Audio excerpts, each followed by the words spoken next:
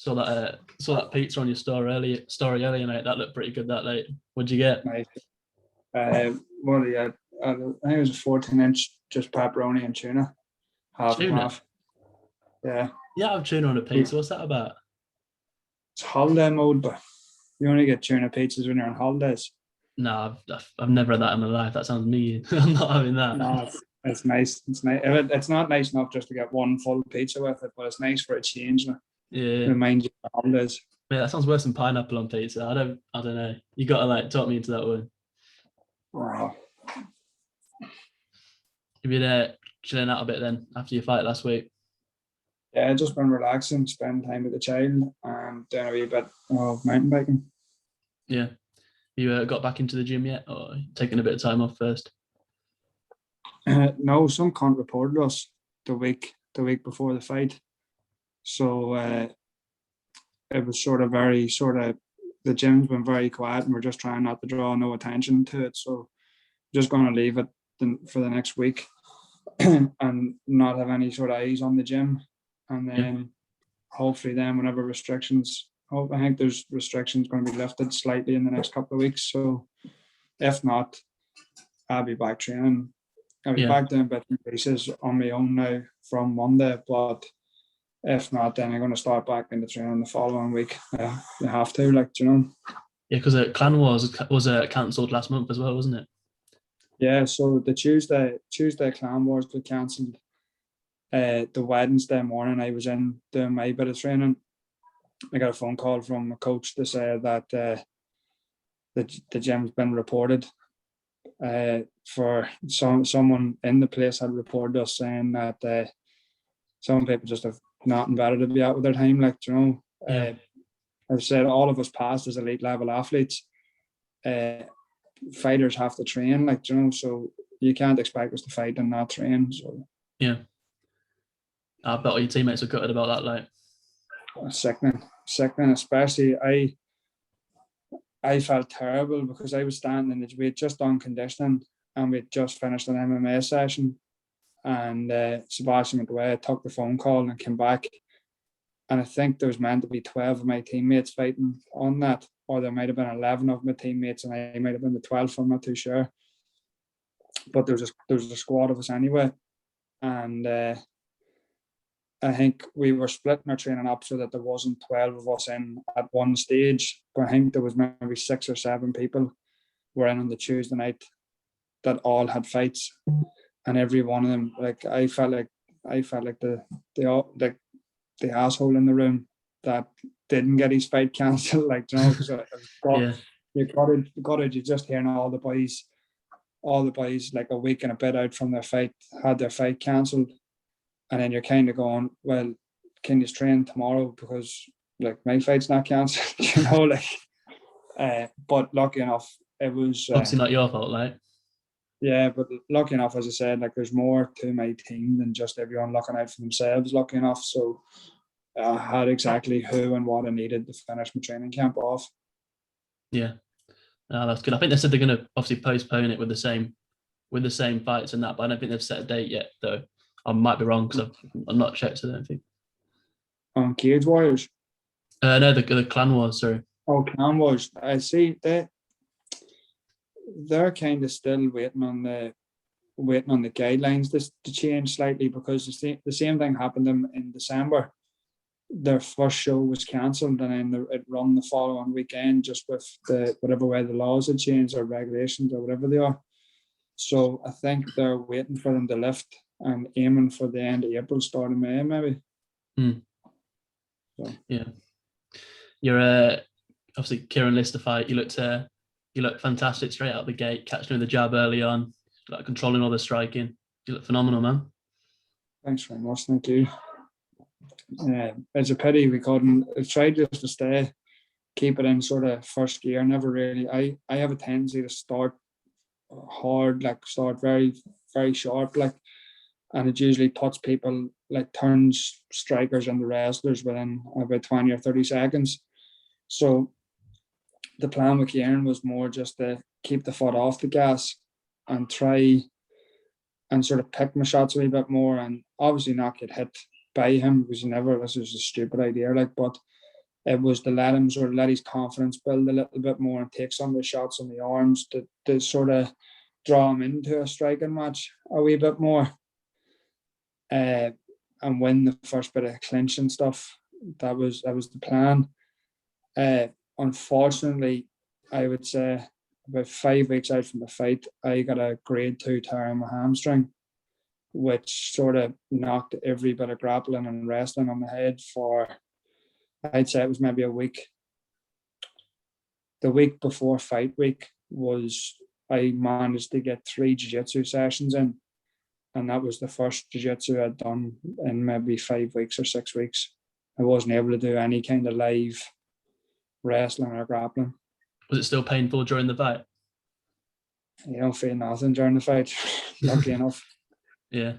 No, it had, like, don't get me wrong, it healed quick, but it was a very, very big hindrance. Like, you know, it did stop a lot of things, and we give up, I think it was the second round. Maybe I give up a double leg far too easy. But that was just down to not being. Kieran got, I think he shot maybe a single or shot the body lock or shot a double, whatever it was. But whatever way, he pushed me back. I defended the first bit, but then he turned the corner lovely and managed to finish the takedown. But I'm sure you've seen fights of mine before. Whenever you're in my closed guard, I like to stay active. Like, I like to throw up submissions and constantly going for wrist control to get arm bars and triangles. And I don't think I went for one submit. I think I tried once, maybe an arm bar. But the plan was just keep my guard shut and don't give up any positions, because especially half guard for me was really causing bother during the training camp for my hamstring, because it's a lot of just hamstring work, pretty much curling. You know, so I was just trying to adapt and overcome. Yeah. Even though you did spend a lot of time on your back, like you say, and you weren't attacking many submissions, you didn't look like you were taking tons of damage on the ground. No, definitely not. Like, a lot of I think after the first couple of exchanges, a lot of Kieran's game plans was just staying safe, like trying not even from my guard. I remember at one stage, like, Kieran buried his head in my chest and was covering the top. But he had no, like, the person on top's meant to be on scorecards. The way the score is usually the person on top's winning. But if you look at the second round, at one stage, Kieran's lying in my guard covering the top of his head, right, cracking him with elbows. You know, there's no, at no stage did he put me in a position where he was able to hurt me. A lot of the times where we were anywhere, whether it be him in my guard, on the feet, or me on top, the shots I was landing and throwing were doing damage and hurting him. Yeah. After the first round as well, it looked like he was just keen to go for the takedown after throughout the rest of the fight. Yeah, definitely. That happens a lot now. That's my 11th pro fight, and a lot of people have been coming off sort of good striking wars or knockouts and TKOs and stuff, and somehow I managed to turn all of them into grapplers. Yeah. It says something about your striking, doesn't it? Yeah. So it's just we will get there, and obviously the next time we get a full fight camp and start defending them takedowns and making. I think the second round I made wrong decisions, going for the choke and stuff instead of just stuffing his head and standing back up and having him on sort of wobbly legs, having to stand with me. Is that when you went for the guillotine in the second round? Yeah, it was just sort of, I was a wee bit hesitant to pull the trigger, and then just as I did, Kieran jumped and passed my guard. As well, this might sound like I'm knocking him an awful lot. He's also a black belt in jiu-jitsu and has been this 5 years. No, he is a very good grappler, like, but as I said, it's not, lucky enough it wasn't just a grappling match, there was MMA involved, like, which I think I was better than him. Yeah.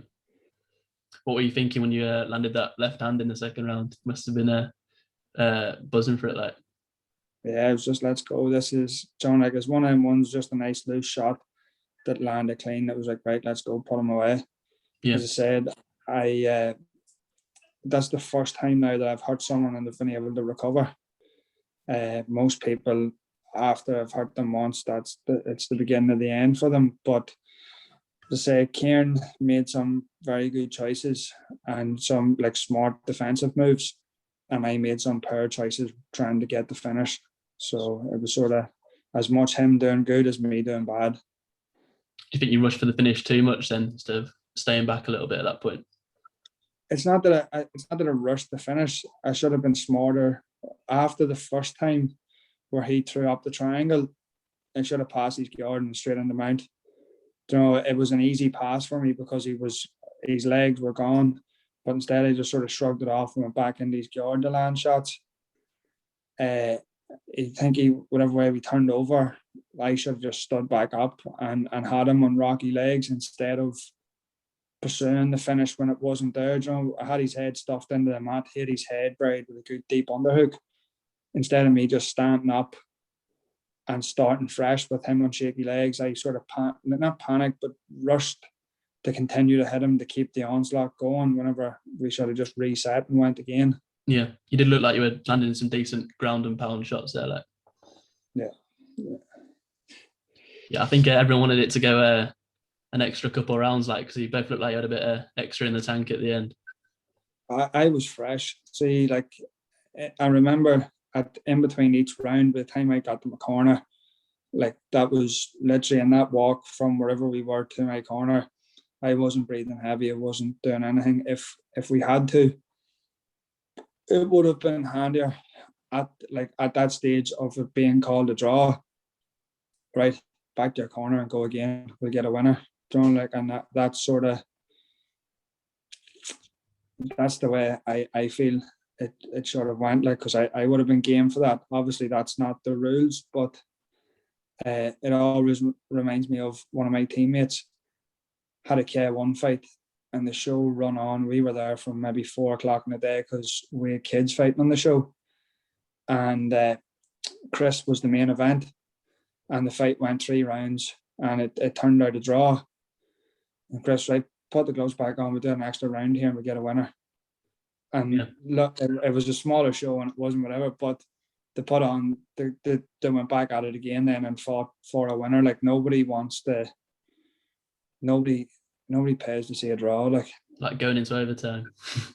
Yeah, just find a winner. Don't like a win by decision, a loss by decision, or whatever. That's dead on. Someone's found a winner, but a draw should be extra rounds. Just fight to find a winner, because a draw does nothing for either of us.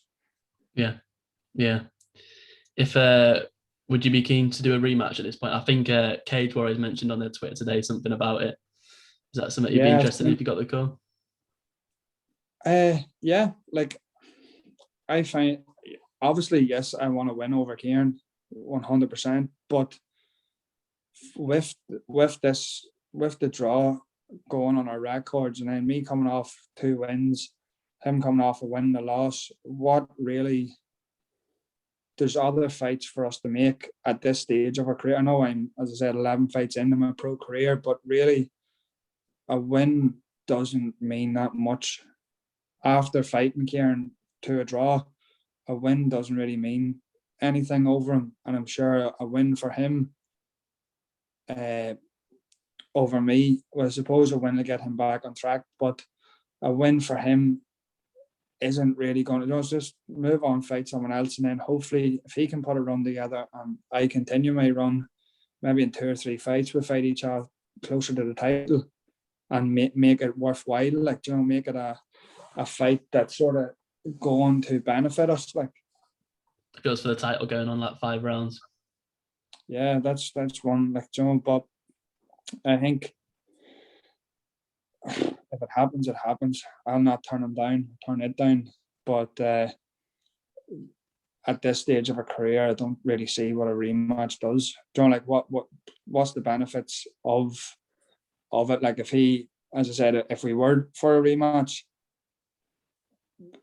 like, how far does it really push the other one on? It doesn't, like. Yeah. Is there any other matchups that excite you at the minute then? Yes, there's 2. There's a Scottish fella. He's a decent striker. I can't think of his name. He signed the Cage Warriors there, but he fought Matty. He was meant to fight for the lightweight title, but pulled out injured. I think I know what you mean, yeah. I think I know what you mean, but I can't quite remember him. Matty Balaktar or something. Balaktar or Ben Lactar, something. Well, he drew with Joe McColgan anyway in the BT Sports Studio. Yeah. He was meant to. He pulled out, didn't he? Yeah, he pulled out injured. Yeah, he was meant to be fighting out. Yeah. Sorry. Yeah. Sadari. Yeah. I didn't realize he was Scottish for some reason. No. The boy, the fella that pulled out of the title fight was French. It was the last fella he has fought is Scottish. Oh yeah. Yeah. He's French. Either, I was like, he's not Scottish. Yeah, no. There was a Scottish lad who's a good, solid striker. Wouldn't mind a fight against him if we're still on the building my record stage, or if they're going to like up the opponent and in doing what I want. If Matty doesn't get a title fight, I'll happily let Joe take his title fight the next trilogy, and give me Matty. I'd fight him in the morning, so when I'm fresh and ready to go, like that would be a good fight that wouldn't go to decision. And or the other French fella that beat Tom Mearns, crazy feet or crazy legs. Was it Usain? Yeah, Usain Bellage. Yeah, Bellage, is it? Or Bellage. I'm not sure how you pronounce it. Like, I'm terrible with names. None of these boys have easy names to say. Like, but that's either two French lads or a Scottish boy, whichever. Yeah. We'll just go with that. Yeah. Yeah. What's your plan for the time being then? At the minute, you're just gonna sort of get over that injury, then sort of recover a little bit. Just give it time to heal. To say, just have a bit of fun, relax, out on the bike, and to wait for the gym to reopen, like you say. Yeah, wait until it dies down a wee bit. Like, but I said, I'll be back in next week, doing bits and pieces by myself, wee bits of footwork, bits of weights and stuff like that, just so I don't get too far out of shape and try and get me back off the pizzas and burgers. Yeah. What sort of stuff do you train by yourself then? If, like you say, in these conditions with like COVID at the minute? I do sort of a lot of bag work, footwork, head movement things, shadow boxing. Then I would do just my weights and my conditioning. Like that's sort of, you have run of the gym, so you can do whatever you want, really. You know, whenever it comes to conditioning, you're not limited. But I want to add in a lot of sort of mobility and stuff to try and help that injury. As I said, it has been healed now. It's sort of, I think we're coming into 6 or 7 weeks from what's happened. So your sort of turnaround time for a grade 2 tear is, I think, between 6 to 10 weeks before you're able back to do a little bit. Like, but yeah. I think it's just sort of a few wee massages, a few bits of dry needling, and seeing the physio, and I'll be back at it then within a week or two. Yeah, not someone that needs surgery then. Just time to heal. No. Just as I said, it was just lucky enough. It was just a mild grade 2, so there was a bad enough tear, but nothing that couldn't heal itself. Did you know when you did it? Was it in like rolling? I know exactly when I done it. I was doing sprints on the treadmill, and just literally felt like it was as if someone had blew up like a balloon, and I just popped. You know, there sort of that. It just felt the filling with air, and then just pop. And yeah, I knew exactly. I didn't take one extra step, just bailed off the treadmill. Yeah. And lucky enough, I didn't take any extra steps, and I think that's what saved me from having a really bad tear, and just one that I had. Like, yeah, didn't try and power through it like that. Just there was no. I couldn't. I was on the ground in bits. Like, you know, I couldn't. I could just about walk out of the gym. Yeah. So it wasn't a case of just fucking suck it up and get on with it. This was like, but I was worried for a day or two. Not being able to walk was a real issue. You know, like it was kind of going, I'm going to have to pull out of this fight. And then this happened on a Monday, and then on a Friday, one of the boys, Yannick, that holds pads for me, was said, Frigga, we'll get him in and I'll try and just stand in the pocket and throw hands and just box. So whenever that happened, that was a confidence boost. Now, don't get me wrong, I'm sure if there's any pictures or videos or anything of that training session, it would have been brutal. But in my head, I was able to stand in the pocket and get power into my punches. So that Talking about like, yeah, the foot move, John, was like stuck in the mud, just plant your feet and throw. Yeah. So it, don't get me wrong, now it worked, and it was the confidence boost that, like, if I can stand and throw, I can fight, like. And then the following week, yeah, which would have been about 10 days after the tear, was my first time back doing MMA sparring. Obviously now all I was doing was boxing. I wasn't able to do frig all, but the boys were going full MMA against me, and my plan was just try and box. And that, like, if someone shot a takedown or someone got in on top of me or whatever, I just sort of had to give up the position.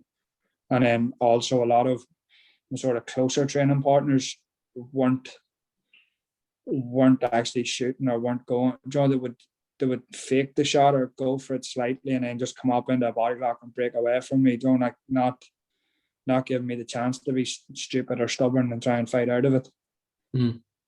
Must have been frustrating, like, though, during that time of the training camp. Brutal. That's whenever you wanted to go hard. Like, that's whenever, you know, like, everything had sort of picked back up, because me and the child had COVID from, I think we were allowed out of COVID. We came out of isolation about 7 or 8 weeks out from the fight. So it was 1 or 2 weeks back into, like, hard training. And then that happened. So I didn't really get much good quality MMA spars or good, you know, like, no real proper fight training as such, like live fight training, which wasn't great. Yeah. Says a lot about sort of your mental attitude as well, to having COVID, having that damage done to your hamstring, and just sort of still training, still taking the fight. Yeah, well, it's usually it's gonna have to be a proper injury that puts me out of a fight. Like, it's gonna have, like, usually if I signed a fight, I'll not pull out. Like, I think I've pulled out once with broken ribs and once with I broke my wrist, and I went to the hospital. Never forget, I'd done 14 or 15 rounds of kickboxing sparring and went to the doctors because of the pain in my wrist for a couple of weeks. The doctor said, tell the hospital it happened now and go and get an x-ray, and end up I broke my wrist. And they were for putting a cast on, but I had a fight 2 weeks later. I was meant to fight 2 weeks later, and was in the hospital, and he says, right, come on down here, we have to put a cast on, you've broke whatever. And he's like, dead on, you just can't put a cast on because I'm fighting, Joe. And then they were sort of saying, like, no, but you have a broken wrist, so you're not fighting. Like, no, you'll be wearing a cast for the next 4 weeks. But I was like, no, but it's not that bad, because I was just able to spar there for 14 rounds, so it's staying on, you know.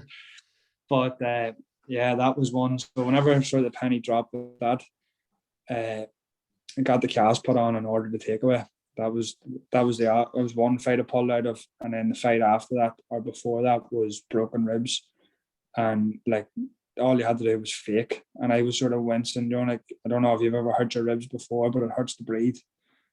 Yeah. You know, like, and you can be as tough and as durable and as stubborn as you want, but once you like, having a conversation like this would hurt, yeah, you're not going to be able to fight, like, you know. Yeah. So that was the other one that put me out. Yeah. I appreciate you coming on, man. Obviously looking forward to seeing you fight again. I really enjoyed that, obviously, last fight with Kieran. That was proper good scrap. Obviously, hope you heal up soon. Cheers. Get back at it. Yeah, man. Good man. Yeah, appreciate you coming on. Thanks for your time. Cheers.